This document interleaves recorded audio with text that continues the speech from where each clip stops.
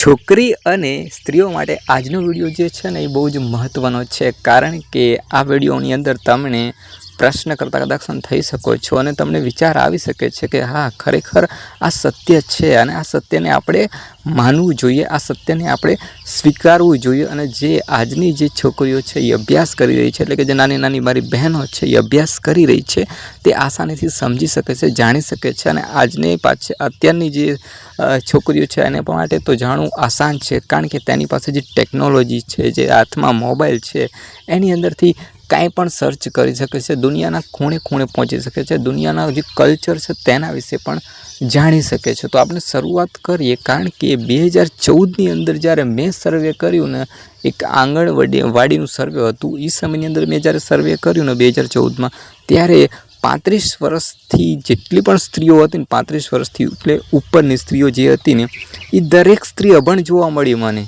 દરેક સ્ત્રી એટલે કે કોઈ પણ સમાજ, કારણ એક સમાજની વાત નથી કરતો, મેં દરેક સમાજની અંદર જ્યારે મારા ગામની અંદર આ સર્વે કર્યું, અને મેં લગભગ 2 વાર સર્વે કર્યું હતું, 2 વાર મેં આ અનુભવ કર્યો હતો કે જેટલી પણ સ્ત્રીઓ હતી બધી અભણ હતી. અને જ્યારે આપણે સ્કૂલ કે શાળાએ જઈએ છીએ ત્યારે આપણને સરસ્વતી માતાનો ફોટો સરસ હોય છે, અને અહીંયા કણ એવું લખવામાં આવે છે કે સરસ્વતી, અથવા અહીંયા આપણને સર દ્વારા એવું કહેવામાં આવે છે કે સરસ્વતી વિદ્યાની દેવી છે. જો સરસ્વતી માતા ખરેખર વિદ્યાની દેવી હોય તો આટલી બધી સ્ત્રીઓ અભણ કેમ છે? તમારા મમ્મીને પૂછી જોજો, અથવા તો તમારા દાદીને પૂછી જોજો કે તમે કેટલું ભણ્યા છે, કેટલો અભ્યાસ કર્યો છે, તો તમને 99% એવું જોવા મળશે કે અભણ જ છે. આ એક ગામની વાત નથી કરતો, ગામની વાત કરું, ગુજરાતના કોઈ પણ ખૂણાનું ગામ લઈ લો, અહીંયા કારણ તમને આવી જ પરિસ્થિતિ જોવા મળે છે. જો આવી પરિસ્થિતિ જોવા મળતી હોય તો સરસ્વતી વિદ્યાની દેવી શા માટે બની શક્યા? તો આ એક મોટો પ્રશ્ન છે, અને આને જાણવું જરૂર છે. બીજો પ્રશ્ન એ પણ છે કે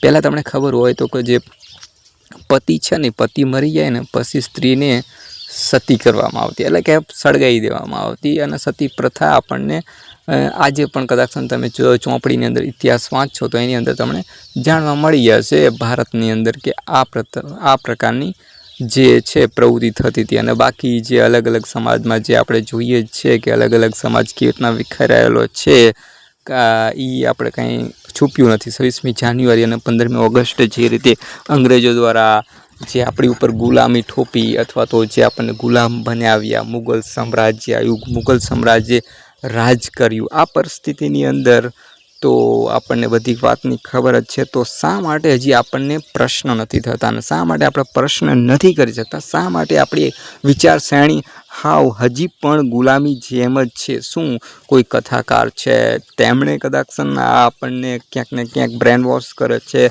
અથવા જે મોટિવેશન સ્પીકર છે એ ક્યાંક ને ક્યાંક આપણને બ્રેન વોશ કરે છે, કે આપણું શિક્ષણ જ આપણને બ્રેન વોશ કરવાનો પ્રયત્ન કરી રહી છે? દુનિયાના કલ્ચર જોશો, દુનિયાની અંદર પરિસ્થિતિ જોશો તો તમને ખ્યાલ આવશે કે 196 દેશોની અંદર શું ચાલી રહ્યું છે, ભારત દેશની અંદર શું ચાલી રહ્યું છે. ભારત દેશની અંદર ના જે નાગરિક છે એ પોતાના જે દેશના જે નાગરિક છે અને માની રહ્યા છે કે અલગ અલગ સમાજની અંદર વહેંચાયેલો છે. તો આ પ્રશ્ન થવો જોઈએ, દરેક સ્ત્રીને થવો જોઈએ, દરેક છોકરીઓને જવો જોઈએ, કારણ કે જો તમે જાગૃત હશો મારી બહેનો, તમને જો સમજણ હશે પૂરેપૂરી, તો તમે પ્રશ્ન કરી શકશો અને એને સોલ્યુશન કરી શકશો. પણ તમે આ વસ્તુ નથી કરતા. શું તમને ખબર છે કે જે 4 વેદ છે, 18 પુરાણ છે, બૃહસ્મૃતિ ને મનુસ્મૃતિ ને આવી ઘણી બધી ધાર્મિક રામાયણ છે, જેમ કે વાલ્મીકી રામાયણ છે, તુલસીદાસ રામાયણ છે, લલનસિંહ યાદવ રામાયણ છે, રામાસ્વામી પ્યારિયા રામાયણ છે, જૈન ધર્મની રામાયણ છે, આવી બધી ઘણી બધી રામાયણો લખી છે, રામદેવ પીર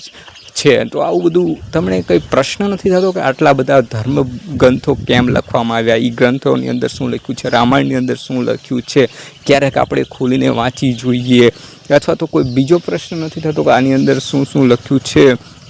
અને કદાચ આટલા બધા આપણા જે ભગવાન છે એ ભગવાન જ્યારે 26મી જાન્યુઆરી અને 15મી ઓગસ્ટ જે રીતે આપણને અંગ્રેજોએ વર્ષો સુધી ગુલામ બનાવીને રાખ્યા, તો શું આપણા કર્મનું ફળ હશે? આપણે નથી કહેતા કે આ તો તમારા પહેલા જન્મની અંદર જે તમે કર્મ કર્યા છે ને એ હશે. તો શું આટલા બધા આપણને જે અંગ્રેજો દ્વારા ગુલામ બનાવ્યા તો બધાના કર્મ એવા જ હશે? તો આવા પ્રશ્નો આપણને થઈ શકે છે મારી બહેનો. બાકી તમે જાણી શકો છો, કારણ કે આ તમારા હાથમાં ફોન છે અને તમે વિચારી પણ શકો છો, તમે ચોપડી વાંચી પણ શકો છો મારી બહેનો. સોરી યાર, પણ જે વિચારવાની શક્તિ છે એ ક્યાંક ને ક્યાંક મને લાગે છે ખતમ થઈ જાય છે. તમારું જ બાળક છે, આપણે હિન્દુ ધર્મની અંદર જન્મ લીધો જ છે, પણ તમારું જ બાળક છે એને કદાચ કોઈ આચાર્ય પ્રશાંતાજી એમ કહે છે કે જંગલમાં મૂક્યો. જંગલમાં શું લેવા મૂક્યો છે? કોઈ વિદેશની અંદર જ મૂક્યો, વિદેશના કલ્ચરની અંદર મૂક્યો. તમારું જે બાળક છે એ વિદેશના કલ્ચરમાં ઉછેરશે. એ કદાચ ઈસુમાં મૂકો અથવા તો જ્યુસમાં મૂકો, કોઈ પણ ધર્મની અંદર મૂકો તો એ કદાચ એ ધર્મને જ ફોલો કરશે. તો આ સત્ય છે. બાકી તમે પ્રશ્ન કરી શકો છો મારી બહેનો. મને જે આ પ્રશ્ન થયા એના માટે મને એવું થયું કે મારે આ વિડીયોઝ બનાવવો જોઈએ અને ક્યાંક ને ક્યાંક જે મહિલા, સ્ત્રીઓ, છોકરીઓ છે તેમને જાગૃત કરવાનું ક્યાંક ને ક્યાંક તો કામ કરવું જોઈએ. એટલે કે જે પ્રશ્ન છે એ કરી શકે છે. એના માટે જો તમને વિડીયો સારો લાગ્યો હોય તો વિડીયોને શેર કરી દેજો મારી બહેનો, અને વિડીયો એથી પણ વધારે સારો લાગ્યો હોય તો લાઈક કરજો અને બીજે પહોંચાડજો, જેથી હું પણ નવા કંઈક તમને વિડીયો मैंने टच किया